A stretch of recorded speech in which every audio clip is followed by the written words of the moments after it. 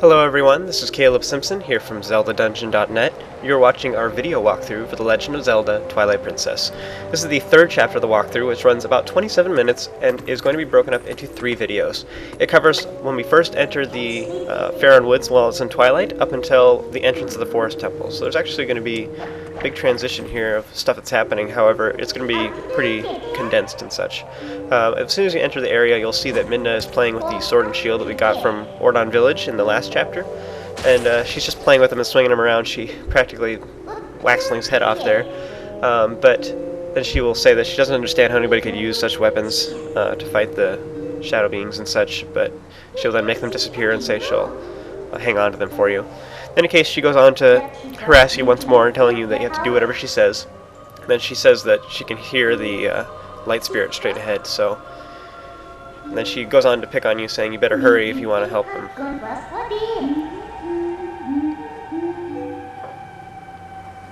And right there, I stopped talking for a moment so you could hear Midna. She was humming her theme actually right there at the end. You gotta listen kind of carefully, but it's pretty funny. So once you regain control of Link, you just want to rush forward using the A button, whatever. You can dash forward, and once you get into this area, then this barrier of Twilight will surround this little area. So you want to go to the center, and then a portal of Twilight will appear above you, and it will drop down this time 3 of those shadow beasts or whatever. We fought just 1 earlier, and that wasn't too bad, but once you have more than 1, it gets a little more awkward, as you'll see in just a moment. So as soon as they pop down, then Midna will disappear. She'll say, "Oh, well, let's see how you handle this on your own." And she just leaves you. And so then you just want to attack them like usual, and you'll see what happens after that. Now, one little comment I want to make about these guys is that, you know, in that movie that Zelda told us about where, like, she was in Hyrule Castle and all the Twilight beings, whatever, they came and they just rushed and totally, like, mauled all the soldiers or whatnot, and they didn't stand a chance against them because they were just so quick and, you know, they just totally devoured them or whatever. But you'll notice that these guys aren't that hard. They're kind of slow and lumbering and such, and so they're not that big a deal. I don't know, it just bugs me that they make them out to be really intense, but then they're not really. They're kind of pathetic once you fight them yourself. Once the final one is left by itself, then it will shriek and it will wake up the other 2, and this will cause them all to be back to full health again, so you'll have to kill the last 2 at the same time. So run over back to Midna again, and she'll jump back on you, and she'll say, "Oh, you're stupid for not knowing this. Yes, don't leave the last one," and everything. So she'll teach you another new ability, and this is Midna's charge attack is what we're going to be calling it.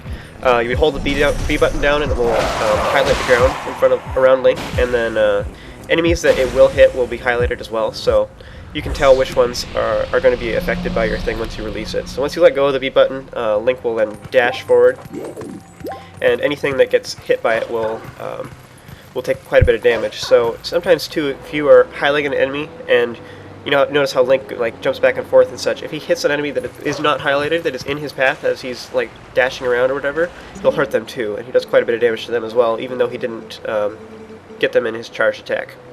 Anyway, it's a cool little ability. It's very useful, but you have to charge it up. So anyways, you want to run forward, and then you'll see that there is a light spirit in the next spring, so they're all in a spring like that. So head over to the right and go talk to him, and his name is Faron. He's thus the name of this province and such. So he says that his light has been stolen by the Dark Beast, and that you need to gather his light. And so he gives you the Vessel of Light, which allows you to carry it all. It looks kind of like an earring to me, or something, or like a wreath. This thing will hold the Tears of Light that are found throughout this area. Faron then uses his power to to mark the map of the location of all the insects that you're going to be finding, and it moves around and everything with where their current location is, so it's actually really handy. So it makes it very easy to figure out which ones you're missing so far. So he tells you to go on and go smack them, and then they will drop behind these Tears of Light. You want to collect them. It'll automatically fill up the Vessel of Light, which you can see is now on the right side of your screen. So you want to head over to the north, and you'll see that there's actually a Twilight Baba. And yes, the name Twilight, as in it is lit up by Twilight. Yes. And so it works just like a regular Deku Baba, however it just has a purple appearance and everything. You'll see that there are 2 of the dark insects right here. You can see them on your map as well. However, you can't see them normally. They're invisible most of the time, so you have to use your senses in order to see them.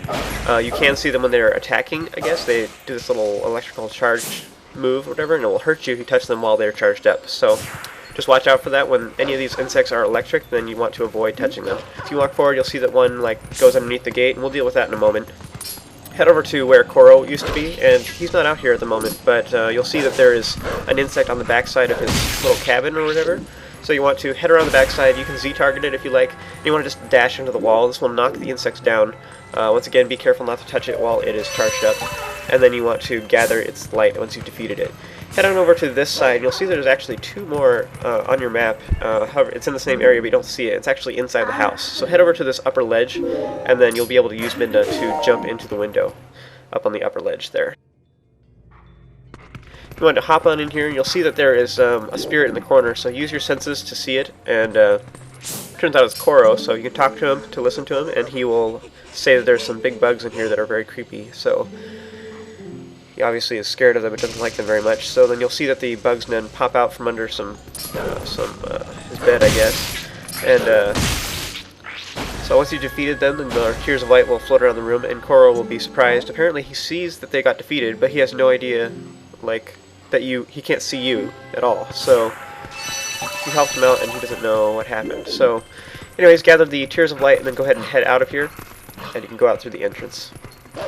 So that is it for the bugs in this particular area. You'll see on your map that there are some more off to the left, and that was the one that went underneath the gate.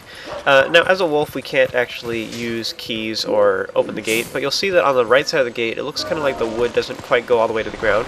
And if you use your senses, you'll see there's a little sparkly spot there that you can dig through, so you can use it to get underneath the gate and get on the other side. Back here, there are 2 insects. You want to kill them and collect their light.